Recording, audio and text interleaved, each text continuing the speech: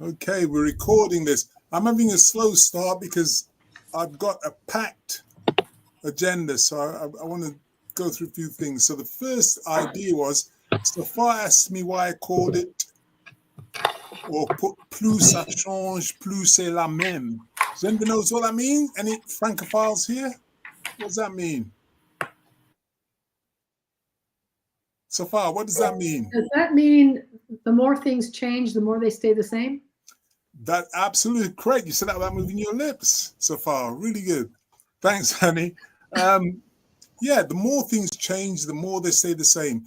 Speaking and presentation skills are more important than ever in the age of AI. So everyone is thinking deep fakes and avatars are going to replace people.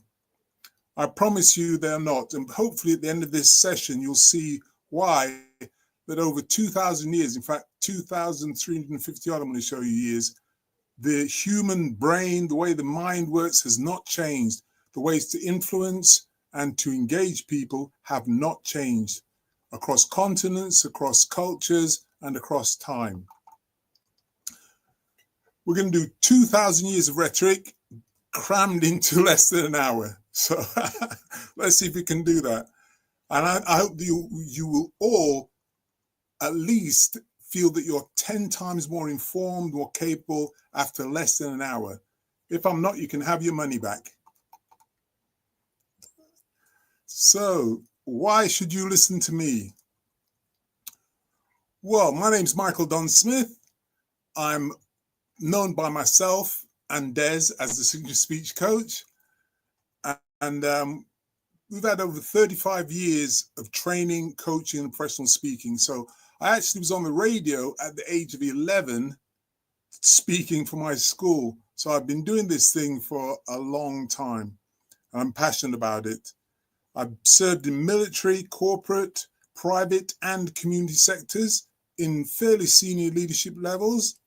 And I've had business mentoring clients that have included executives from AT&T, the US company, UK government, third sector, which means the charity and charitable sectors, and the Met Police and institutions like Barclays Bank.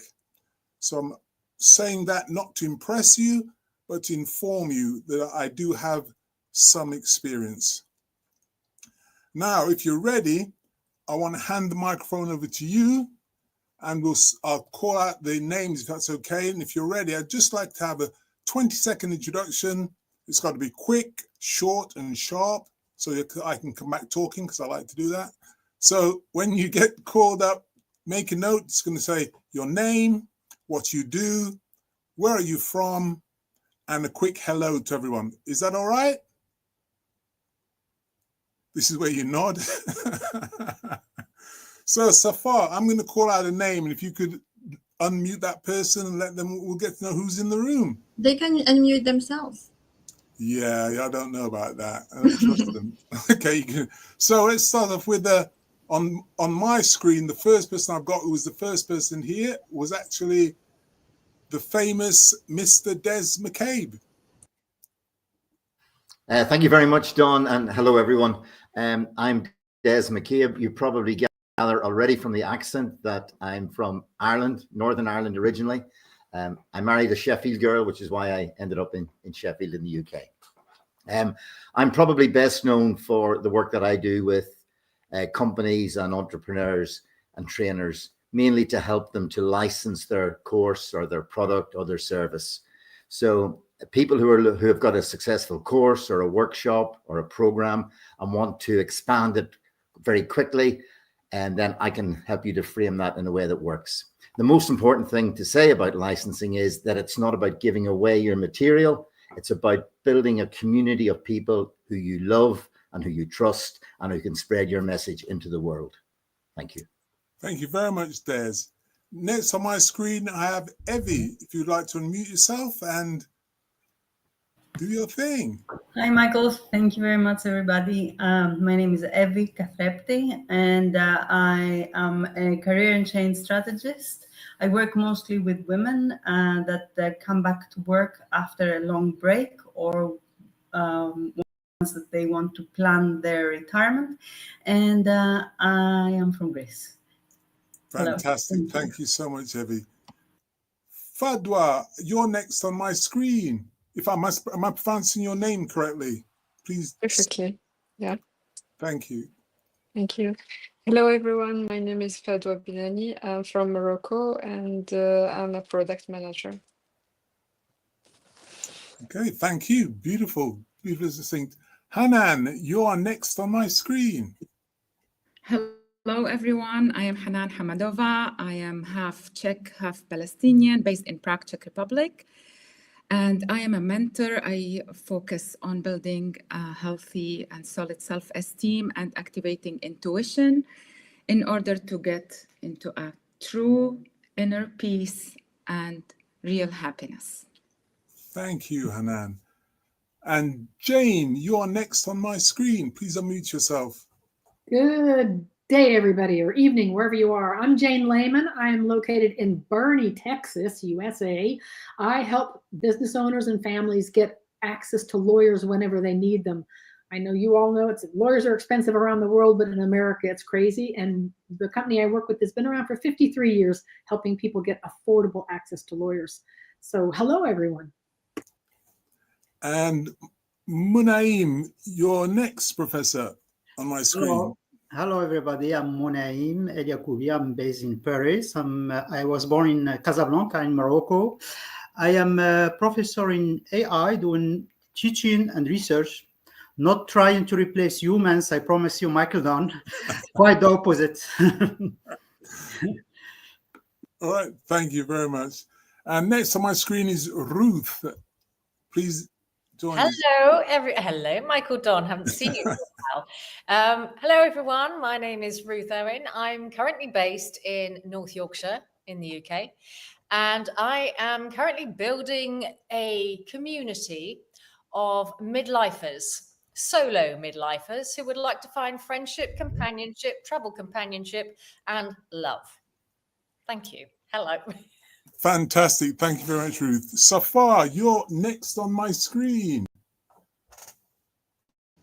Hello, I'm Safi. I'm the co-founder of Expertise, which is a mobile app connecting experts with clients through live video consultation. Our mission is to help a wider number of people to access expertise, top experts like yourself, to access them instantly, and to get really inspired by your experience and get answers to their questions and not have to go through AI for automated responses and robots. Our mission is to really value human expertise. Fantastic. Sharon, Sharon, I feel like I've seen you before. Please go. Thank you, Michael. Hello, everyone. My name is Sharon Saverton. I was born in South Africa and I live in beautiful San Diego right now. I have a holistic coaching practice and I help my clients to up-level their lives from where they are to where they want to be. Fantastic. Thank you. And next I have Annie. Would you like to say hello? Hello, everyone. Happy to be here. I'm Ani, known as the Body Pain Fixer, originally from Armenia, living in Los Angeles, California, even though it's not sunny today. I help you live pain-free and maintain the quality of your life as you age. Wow, fantastic. Thank you. Next on my screen, I'm going to scroll down with me, because after Sharon, I have Gabrielle. Please unmute yourself. Hi, hello, Michael. Hello, everybody. My name is Gabriele Ostuni. I'm in the south of Italy most of the time. Sometimes I'm in the north of England, in Lancashire.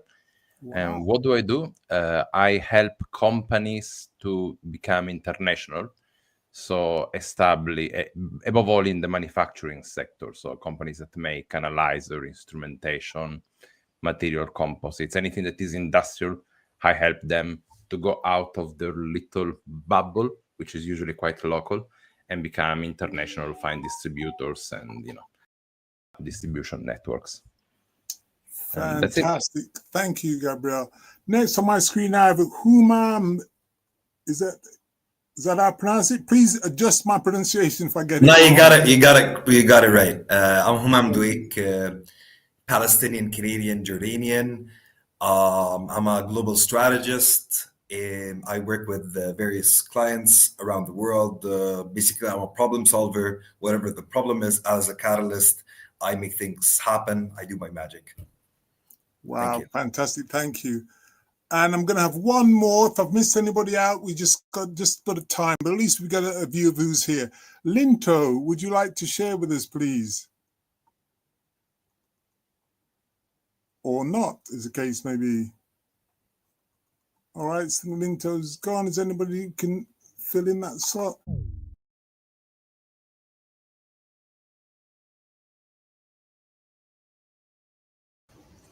Okay, I think we lost Michael Don. He must have pressed on something. But hey, he'll be back. Let me just send him a message.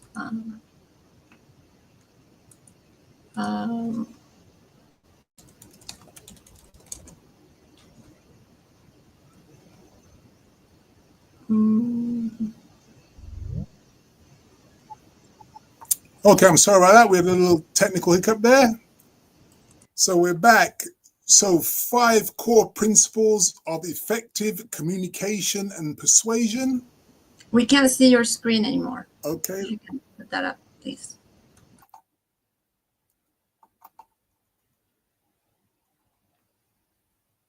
Which screen do I want to give you? I don't want to see the wrong screen. It must be that one. How's that for everyone? Getting some nods so far? Is that good? Okay, we'll also look at the art and history of rhetoric, explore what rhetoric is, its definition, and how we can trace the evolution and significance over 2,000 years. We'll also look at practical strategies for improving spoken delivery and persuasive ability. And lastly, discover how to use your voice deliberately in professional or personal contexts. Does that sound like what you came here for? Wave, shout, use the emojis. Yes. Okay, we're in the right place. So 2,000 years of rhetoric from Aristotle and Plato through to Barack Obama. Great persuaders, great speakers. And in fact, if we say Barack Obama is quite recent, the skills he has, I think globally, people say those are great skills. He was a great communicator. Would I be right in saying that? Yeah, you've got to nod. That's my engagement or wave or something. So yeah, but the skills he's using are the same ones that were the ancient art of speaking effectively as a means of communication and persuasion. So they're pretty much the same, and they're as effective now as they were then. So rhetoric. What is rhetoric? Anybody? I've dropped. Oh, that was an old message. Okay. What is rhetoric? Does anybody want to put their hand up and have a go? Tell me what rhetoric is. There's no right or wrong. Evie would like to. Go for it, Evie. Well, I couldn't resist. I'm Greek, so this is a Greek word. And rhetoriki is in Greek. Rhetoric is the art of speaking. Any other thoughts? Munaim, thank you. What do you think? Yeah, art of convincing. I don't know. Okay, we're getting both right. I think Munaim's a bit more right. Anybody else? No. No, okay. Okay, so let's see. What I've got is, oh, I'm too soon. I'm too quick. So rhetoric is, as we said, it's speaking, it's persuading, it's convincing. The emphasis is on convincing, not just speaking, but real rhetoric. Now, you may have often heard of the term a rhetorical question. So I'd like to ask you, what is a rhetorical question? Any takers? What's a rhetorical question? I can't. Well, on a minute. Who's that? That's Ruth. Yeah. It's a question that you pose that actually doesn't need an answer. Brilliant.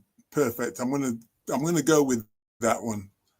I could say why, but I'll go with it. So a rhetorical question is a question asked not to get an answer, but to make a point or to create a dramatic effect. Now that's the modern use of rhetorical. For example, who here doesn't want to be a great speaker, a successful speaker? So I expect the answer is yes, so I don't need an answer. In its most technical and classical sense, though, as defined by Aristotle, it is the faculty of observing in any given case the available means of persuasion. So rhetoric is about observing the audience, observing the situation, and spotting and thinking of what you can say and do to persuade or convince, as my name said, the other person, the other party, the audience to come over to your side. This means it's not just about speaking really, really well and having posh words, but it's about using language to inform, persuade, and motivate an audience within a specific context. I'll say that again. It's not about speaking eloquently. For instance, the story goes that in ancient Greece, we had Democritus and Cicero, two great lawyers, two great speakers. But Cicero, if you wanted to win an argument, if you wanted to show people how powerfully persuasive you were, if you wanted to really get all the facts right and be the darling of the circuit as he was, a darling in the Senate, you would get Cicero because he could speak and he could do all the eloquent things on earth. However, Demosthenes, you may remember him from Greek fables, he used to stand on the shore with pebbles in his mouth because he had a stammer and a stutter. So although he was a great lawyer, he had to really, really practice to be spoken and understood. However, the difference between them was when the generals in Rome wanted to motivate their armies to go into battle and to give their lives, who do you think they called to speak to the troops? Anybody? Demosthenes or Cicero? Who do you think they called? Can't hear you, Evie. Demosthenes? They called on Demosthenes because he was passionate and he was able to convince them. He was able to persuade them. And that's what rhetoric's really about, using your skills to persuade people to give their lives in battle. Well, maybe not that much, but that's what it's about. If we go back in time beyond the ancient Greeks, we go all the way back to Egypt, and it is one of the oldest books in the world. It's often referred to as the oldest books in the world, and its theme is speaking and presenting. So one of the very first books, possibly one of the ancient books by Ptah-hotep, was about speaking and presenting. He wrote it originally for his children, but he said the greatest thing you have to capture in this world to be a great leader, a great spokesperson, a great humanitarian, a great whatever, he said you have to have the ability to speak and present. And he left, as I'm sharing with you, 7 principles for his children and for other leaders and speakers. So Ptah-hotep's wisdom, which I'd like you perhaps to take on board, take down, whatever, his number one skill of speaking and presenting is listening. So the most important thing you can do for improving your speaking and presenting and your communication and your persuasion is to listen, and listen patiently. The other thing is to speak concisely and with purpose. Short and sweet.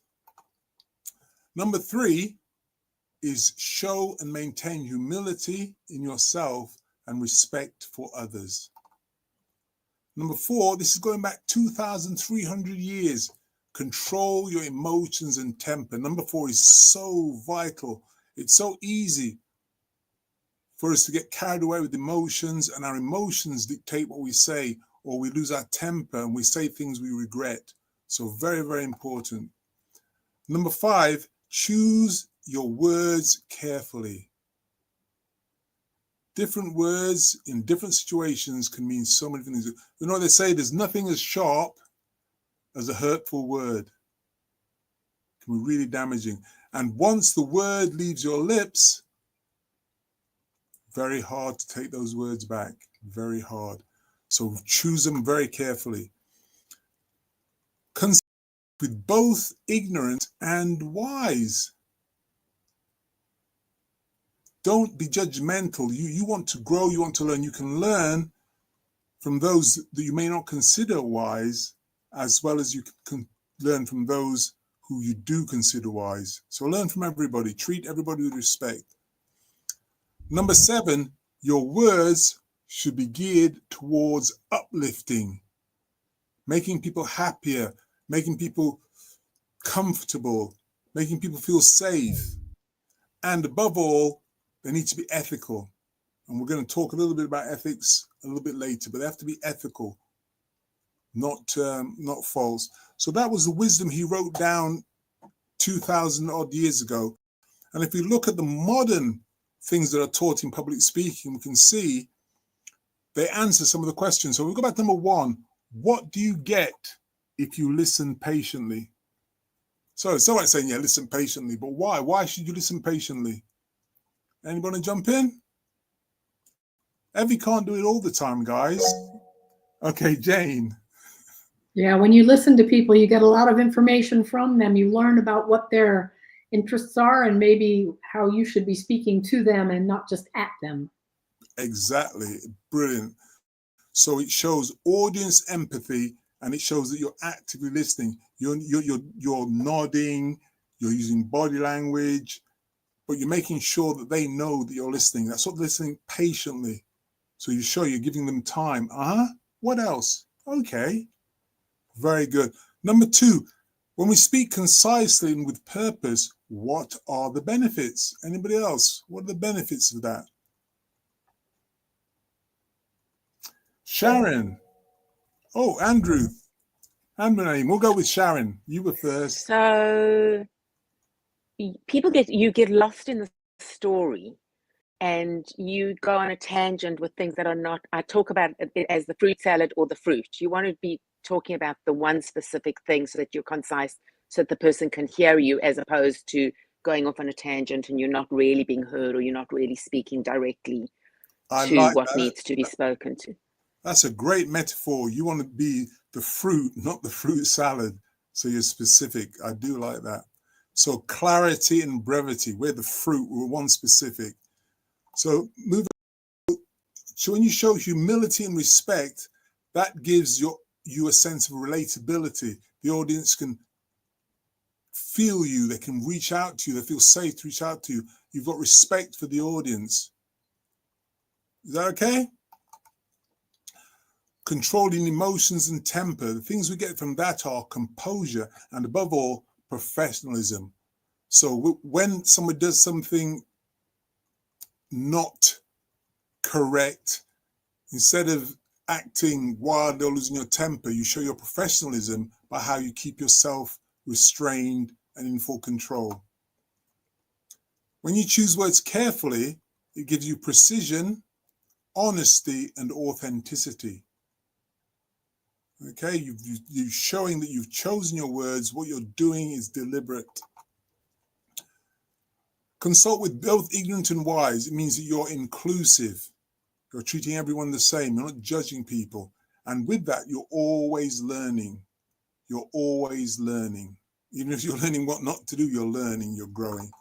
And lastly, as we move into the modern sense of these Ptah-Hotep's wisdom, we want to speak so that we inspire people. We put the spirit within our words. That's what inspiration is.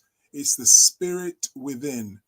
We motivate, we encourage, we allow people to act, and we do it with the utmost integrity. We're honest and straightforward. Is that side okay? Does that make sense? And those are ancient, immutable things. For me forward now, I'd like to give you 5 core principles, and we're going to go at some pace here, so you're going to have to get your wits about you, because we're covering everything in these five principles, everything. So let's start off. This is the most, they're all important, but this is the most important thing. It's the number one point of speaking and presenting. That's it. Have you all got that? I'll give you a clue. It starts with P. You must always have a point, a purpose. Identify why you're there, whether you're there to inform, whether there to persuade, whether to motivate. When you craft your speech, when you figure out, before you begin to speak, before you open your mouth, you need to know what's the blooming point.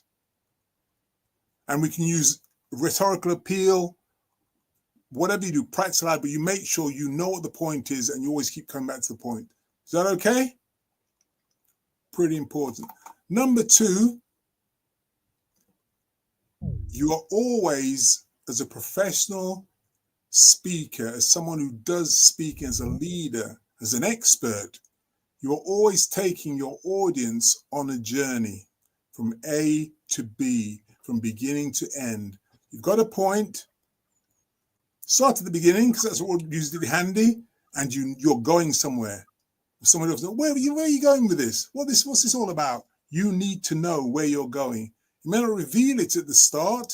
You may want to be mysterious and, you know, that handsome dark stranger or light stranger in Des's case. You're taking people somewhere.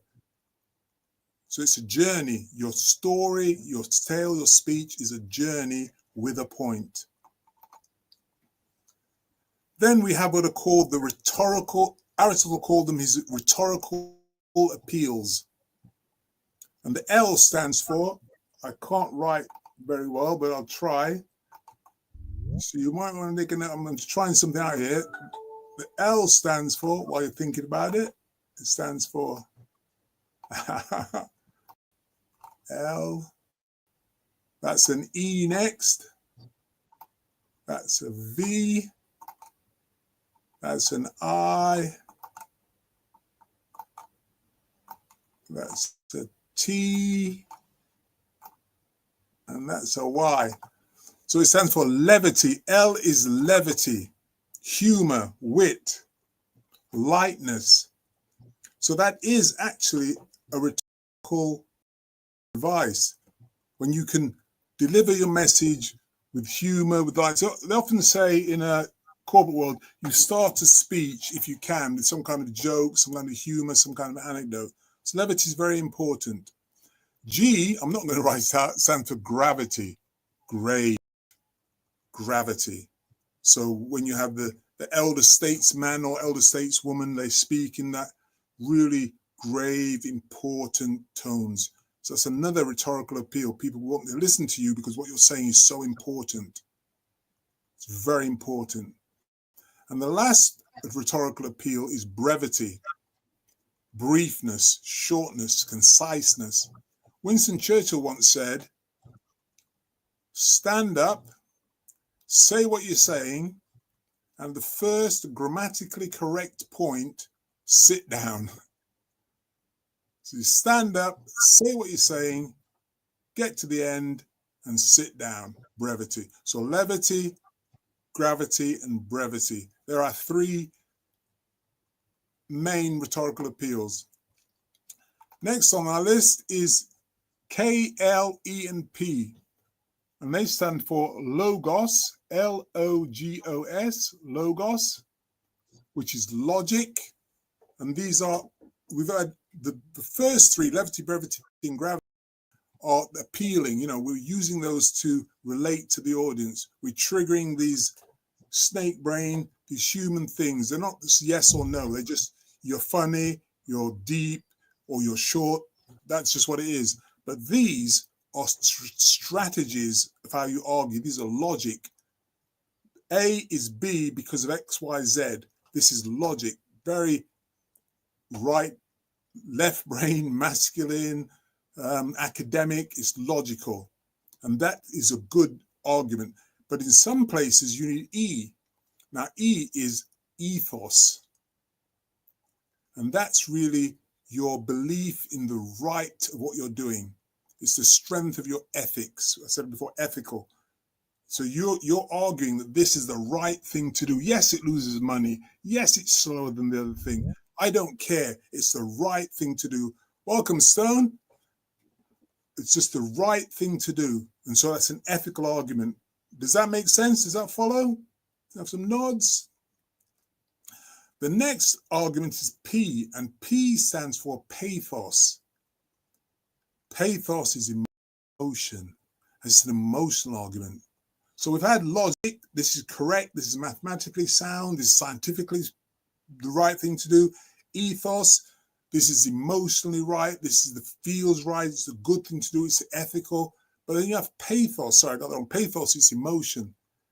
It's, these are the children are involved, Women and children to save lives.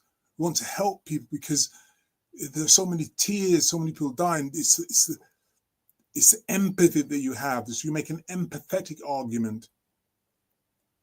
Am I still okay? We're doing good? And then a tricky one for some people is kairos. And kairos stands for time. And time is often underestimated in arguments. Sometimes you make an argument and you keep speaking and speaking and speaking, when in fact what you have to do is give people time. The power of the pause.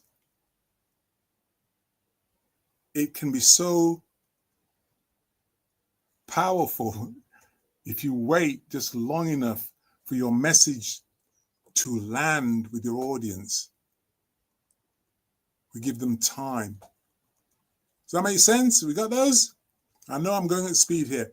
And the fifth area, we've looked at the point, the purpose, we've looked at taking your audience on a journey, we've looked at 3 modes of persuasion, but now we need a way to put them all together. We need to be able to create the speech. What are the elements of a speech? Well, this spells media, so that you can, there's a mnemonic, media, if you remember that. They're not in order, or they could be, because the first one is I, and the I stands for innovation, creation. It stands for starting, you innovate. So you could brainstorm something, you get an idea, I'm going to speak about this subject. I now need to brainstorm that, I have to pick things out of the air. In fact, during the brainstorming exercises, we used to get Post-it notes, and people just put ideas on the Post-it notes and stick them to the wall. And you couldn't tell anybody not to put an idea up. Everybody put their ideas up. And once all the innovation, all the ideas have been brought to the fore, then we sit back and we do A. And the A stands for arrangement. Arrangement. So we innovate, we get all our ideas, and then we arrange the similar ideas, something called an affinity grouping. We look for all the ideas that have some similarity, that are connected. And when we used to do this exercise, nobody could stop you moving a Post-it notes. You could take Post-it notes and put them everywhere. And eventually you got groups of Post-it notes that had an affinity, that had a reason. That's your arrangement. So you get the ideas, you arrange them. And when you've got them all grouped up, you decide how you're going to convey those. And that E stands for eloquence.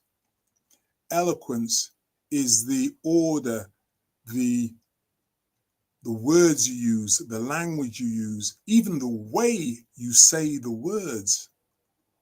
Yeah, it's very important. I used to teach in France, and I don't speak French, but my little trick was I used to learn certain phrases, certain words. I used to teach finance, and one of the hardest things in finance was net present value. It's a really complicated thing to work out. And I would speak English all the way till we got to this really hard part. And when they were looking confused, I would say, juste alors,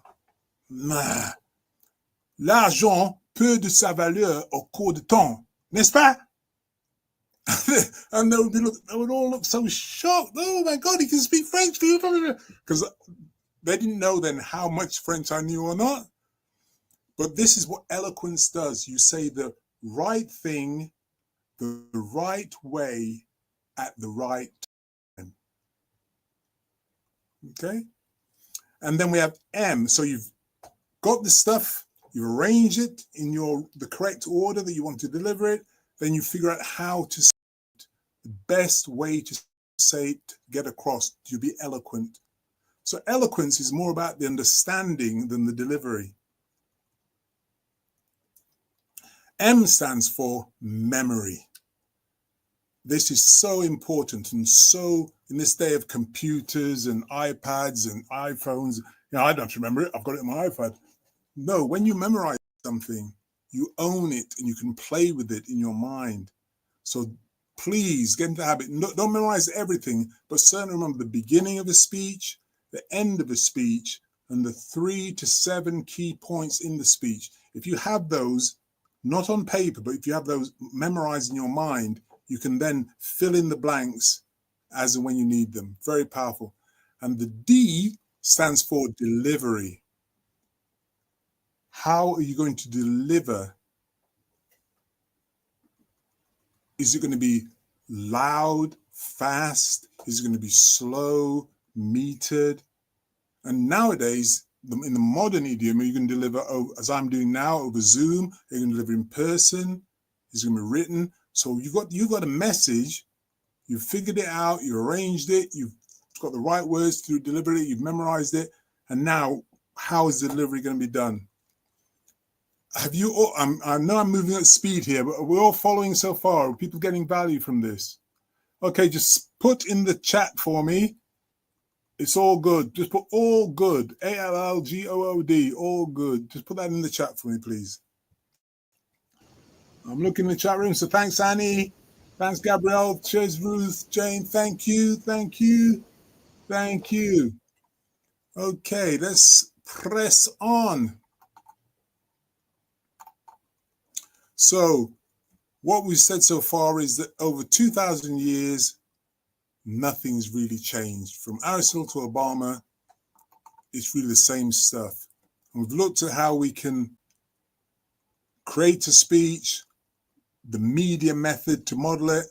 Now let's see how we can use your voice deliberately. The other key ability of great rhetoricians, of great rhetoricians as speakers is they know how to use their voice. It's an accident. They just don't start speaking and speak anyhow it comes out. They've got a model, a methodology. And these are 5 of the things you can deliberately put into your speeches, into your talks to make them better. So number 1 is clarity. Articulate every word. And that way you make your speech easy to follow. When you have words like rhetorician, that's not very good. I need to practice that one. You need to make those difficult words, because one badly articulated or badly spoken or unclear word has your audience thinking about that word instead of the sentence or the next word. They're thinking, oh my gosh, what did he just say? What did she just say? She just said, did they say that? Did they say? So it can really throw your audience off. It's important. Pacing. As I said before, with kairos, remember kairos is one of the things we use to convince and persuade people. So by pausing at the right time,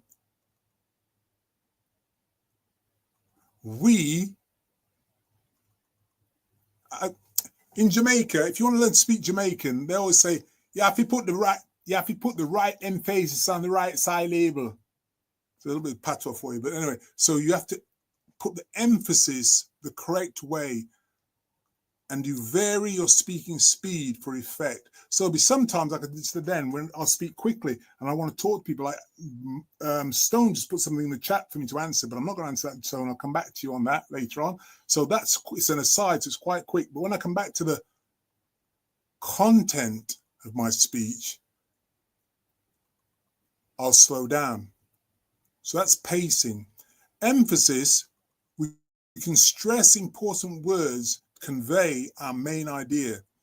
So one of the main ideas I wanted to do on this was to make sure that you all realize that this is 2000 Years of Rhetoric, sponsored by the amazing Safar from Expertise SE. I'm not sure what that's the Expertise, Experts for Hire. So we can emphasize that. And then I come back, hopefully, to the main threads of presentation, and I come back to the normal tone, the normal stress. There's expression. You can use facial expressions and gestures to reinforce the message. So I can't see myself at the moment, but yeah, I want to be a smiling, enabling, and sharing. So we've got expressions, or sad. So I'm looking at all of you, and you're looking, yeah, looking good, looking good. Annie's looking deep, and she's thinking about it. Lots to think about. Des is trying to be Mr. Cool over there. Hannah's got that lovely smile on, full of joy. Jane, oh, wow. And Morris the Connector just arrived, and I have no idea what that expression is. But we can all observe, and we can make expressions. And that is another way we persuade, Gabrielle. We persuade people by our expression. If somebody says something, and we have a particular, or we may decide not to show expression, we want to be poker-faced, and we don't want to have tells. You know, if somebody's saying something and you think it's stupid and your face is like, pah, that's not a good use of your expressions. Does that make sense, Gabrielle? Because you got one bad poker face, mate. And the last one, but by no means least, is adaptation. Shape your language and tone to suit your audience and purpose. Okay? If it's a wedding, it's a different tone to a funeral. It's a different tone. What is being performed? I'm not answering any of your questions. I haven't got time, Stone. We'll do that. I'll come back to the questions at the end. We'll have a question and answer. But yeah, that's a very good point.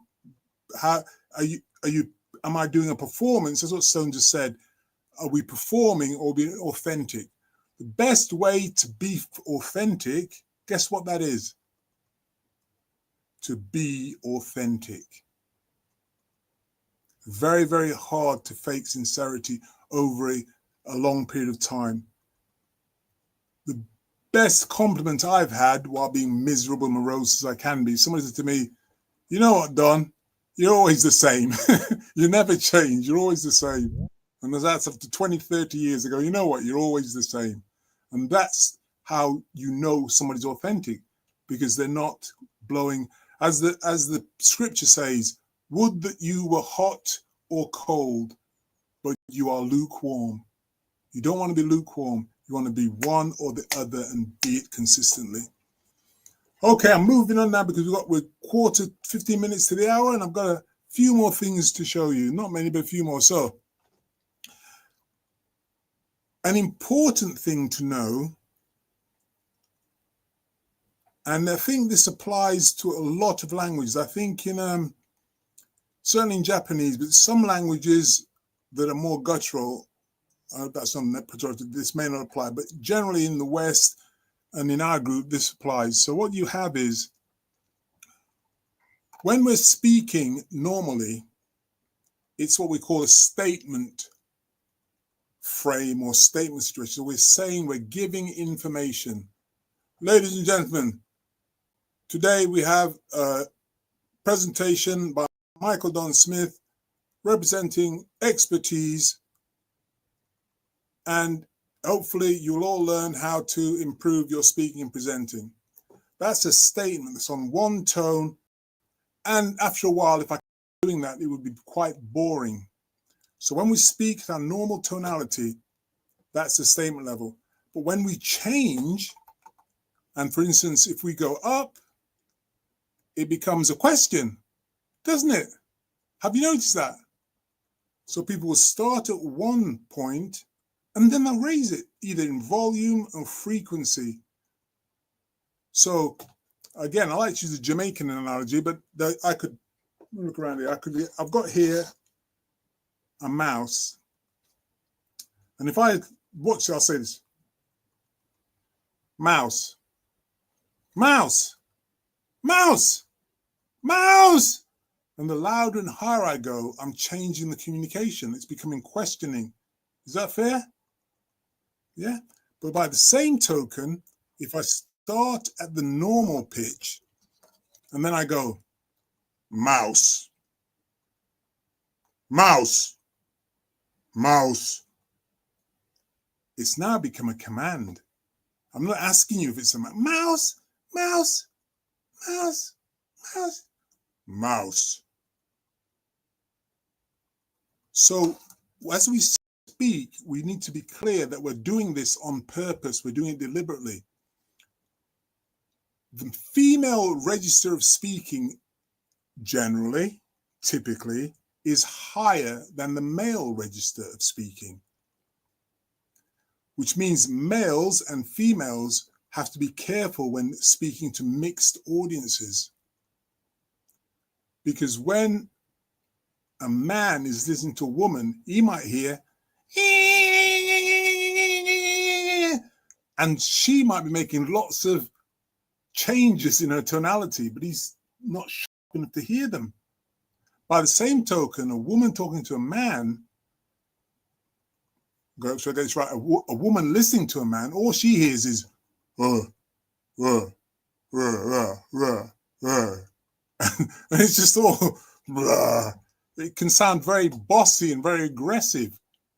So even knowing that changes, men, you need to listen more keenly, and women, you have to be more resilient to these brutish noises in general. That's what exactly, that's right, Jane. Margaret Thatcher famously took voice lessons to lower the pitch of her voice. Because when she started in Parliament, because her voice was high pitched, she didn't have that gravitas. But when she lowered her voice, she was able to communicate much more powerfully. She had greater rhetoric. Thank you so much for that input there.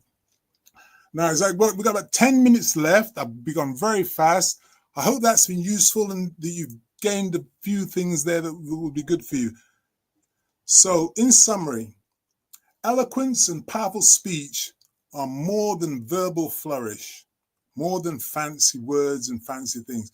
It's about making a conscious, effective choice in your language. That's what I would encourage everyone on this webinar, seminar to do. If you want to achieve the goals you've set down, you need to think, how can I deliberately use my voice and my techniques to give my message more power to get across? And that is exactly what Aristotle taught 2,000 years ago. And it still applies today. So I hope that you've learned. Please let me know in the comments. Please put in the comments. Have you learned about the 5 core principles? Have you learned more about the art and use of a rhetoric, which is about persuasion?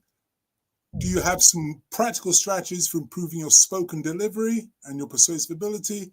And have you learned how to use your voice deliberately in various contexts?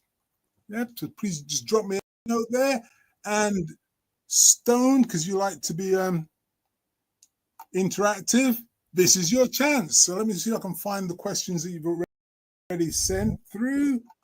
So Stone asked, when arranging the content, what adjustments are needed for the various behavioral profiles in the audience?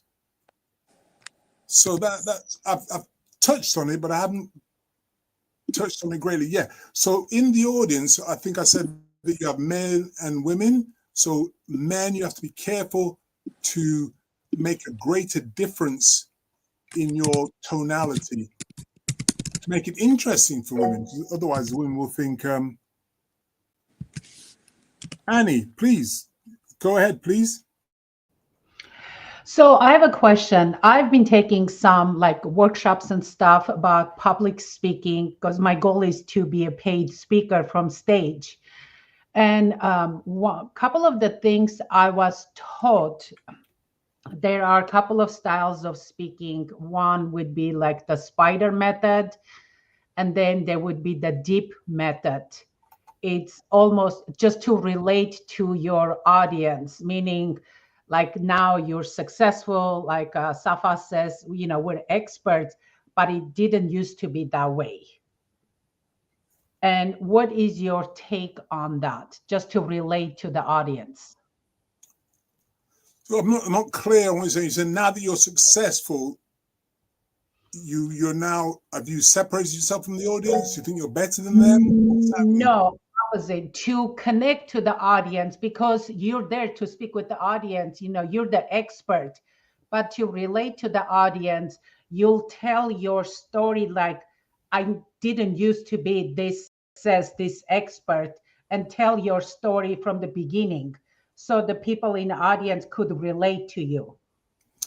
Okay, so I think it was right. The first thing I would say is, and I think, is Morris here? Morris the Connect's not here. So Morris, I'm going to be Don now. So Morris, I'll call it, fell into the same trap you're talking about, Annie. So Morris's story is he was. I feel guilty saying this. I know he was here. Don't know where he is now, but you can all talk about me later. So Morris was an ex-gangster. He was on the streets. He was a bad man, and he had a lot of tragedy in his life, and things were messed up. And he turned that around. And he was asked to speak at some schools, and he was confident. So, wow, I need to do this. I can use what happened to me as a message to share to other people, so you can be empowered. I turned my life around.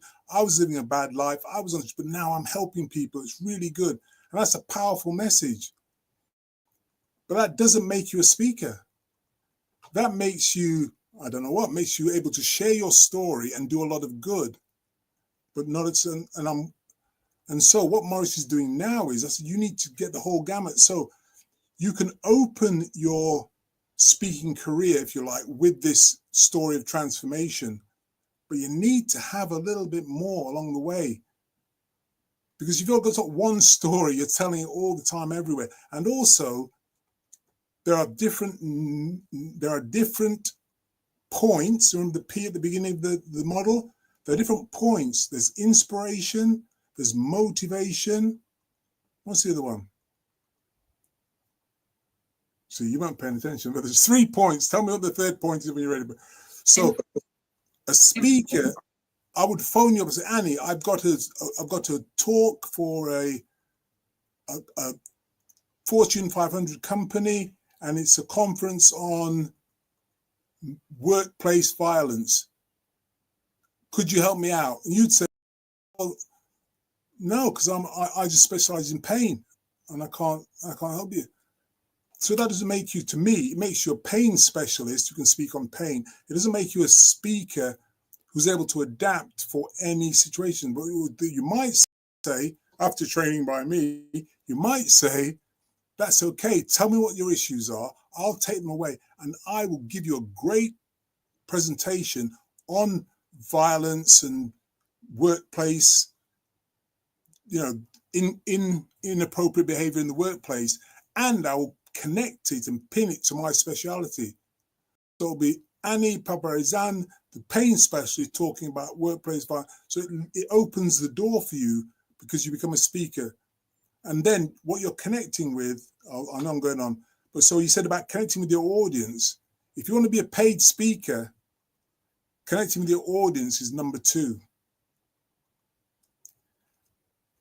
Connecting with your paymaster, connecting with the event sponsor, with the event booker, that's your number 1. What are they looking for? What do they want me to do? Is that helpful? Does that make sense? Okay, we've got 2 minutes more. Any more questions? Yes. Yes, he's back. Yes. I just needed more clarity on the question I asked earlier regarding behavioral profiles. So within an audience, and we could use DISC, we could use 16 personalities, any type of behavioral profiling. So within an audience, you're going to have all these different profiles. I've got your question. Don't do that talking thing to me. Well, my question is, when you're organizing, you don't get two. You've got one. You said, how do we deal with different profiles in the audience? I'm just rushing. Yeah, that's a minute left. So DISC, for those who don't know, is a profile that was came out of Myers-Briggs. So this was a statistical thing. They got students, and they measured thousands of them. Their statistical thing, and they came up with four profiles: D, directive; I, interactive; S, steady; C, what's C? They're the ones that very conformative. So you have different people. Some people are pushy, so they're quick. So you're going to have the different profiles in the audience. So there are two strategies that will help you. So what I did in this seminar, at the beginning, I got everybody to introduce themselves, say who they were, what they did, and where they were from. And I was paying attention. I know many of you already, so I've done this already on all of you. So what I do is I pay attention to the words you use, the speed at which you talk, and where you put the emphasis on what you said. So the first thing you do with a strange audience of diverse people, Stone, is you interact with them, you get them talking. And as they talk, you're making mental notes of who's in the audience, who's loud, who's the most this, who's quiet, and you make a note of those. So you may have noticed at times I'll stop and I'll say, like, I actually did. I said, Gabrielle, you got a poker face, you know? So I've been paying attention to everybody, and Gabrielle's very studious, very quiet. Similar, Ruth is a bit of a amorphous. She's a bit of a shape changer, because right now she's good. She's in that concentrating, very, very paying attention, similar to Jane. Annie, I mean, look at Hannah now quickly before she changes. But she wasn't even listening to her. She was looking at what she was doing, focus on. So you pay. I mean, the ones whose cameras aren't on, obviously, I can't do that. So there's turn his camera. So that's number one. You interact with the audience real time. And if I've got time, I'll give you an example of that. The second thing you do is what we're doing now, questions and answers, because in that, and while you're delivering, you make sure, and I have done, sometimes I'll deliver, I'll be high energy, I'll be fast, because directive, high Ds don't want to wait around for the answer. They want you to give it now, sharp, and tell me, and don't dither about saying it could be this, it could be that. You tell them what it is. The interactive, the team builders, they want to make sure that everybody's on the same page. So they'll actually not even be, like Munaim is an academic, he's a teacher, he's used to, he's not only thinking, do I understand? He's thinking, yeah, I think what he's saying there, I'm not sure that Annie and Hammond, they would understand that. So he doesn't bother about himself. He's worrying about what everybody else is thinking. A steady person wants to make sure that what I'm saying is consistent. It is very important that they have consistency. So again, as a speaker and a presenter, you have to be consistent. You have to make sure that what you're saying is consistent. If you're saying it's sweet, and then you say, no, sour's okay, and you keep changing the goalposts, you're going to lose the steady people. And then high C's, they're the ones that like to dot the I's, cross the T's. You said at the beginning of this thing, you can do 4 strategies, and you only told us 3 strategies. Where's my 4th strategy? Where's my 4th strategy? Come on. And they'll give you bad reviews. Your 3 could have been brilliant, but you didn't do what you're saying. And very much like you, Stone, because you've got some high C in you, and you're the one that I'm rushing for, because it's 6 o'clock. I want to do this in an hour and 15 minutes for Safar to do so. So I've broken your commitment, because I've gone over, you're like, well, it was a good speech, Don, but you said it was going to be from 5 till 6, and you didn't finish till 2 minutes past 6. So I hope does that indicate you've got to pay attention and interact, and you make a note of who's in the room. So he's doing his dot the I's, crossing the T's there, so he's going to have to make sure has Don covered everything. No, I was just thinking that it could be useful to write a speech that tailors to all behavior types. So if you have that in mind from the beginning, that could be a way of addressing it. Definitely, and that's what I've tried to do. Also, there was a slide at the beginning where you had the word carefully. Maybe it's different in English, but I believe it's carefully. well spotted, Jane. I will correct that. I will correct that slide before I use this again. That's a typo. I can't see Jane all of a sudden. Where's Jane gone? Oh, so Jane just dropped the bomb and then she went. Oh, see, that's a sneaky. a sneaky C there. She said, see what she'd done. She'd watched it all. Are you back? So Jane has seen everything, and because she's a high C, that was bugging her, you know? I didn't see it, obviously. Others didn't see it. Some people saw it and didn't care. But she went, I'm going to have to tell Don about that. I'm going to tell Don about that. And it's bugging her. So we've all got to be aware that we thank you for that, Stone. You have different types of personalities. So I think if I can get back to my slides somehow, all that's left for me to do is to say thank you very much for your time. I'd like to hand over to Safar to wrap this seminar up. Great. Maybe Sharon, do you want to go first? Oh, sorry. Well, okay. Sharon? She just left. It's okay. But thank you, Michael Don.